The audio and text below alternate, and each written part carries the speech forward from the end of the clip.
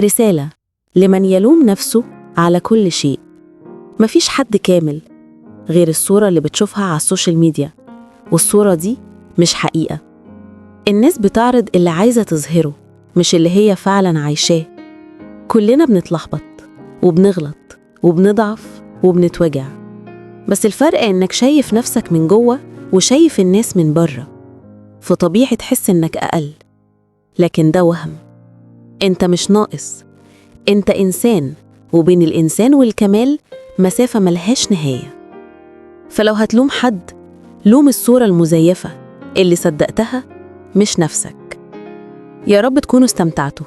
ما تنساش تعمل متابعة وتشترك في القناة عشان لسه عندنا كلام كتير. شاركني، إيه أكتر شيء بتلوم نفسك عليه مع إنك عارف إنك كنت بتبذل جهد؟ في كل بروفة كلمة، وكل كلمة حياة، دي كانت بروفة حياة.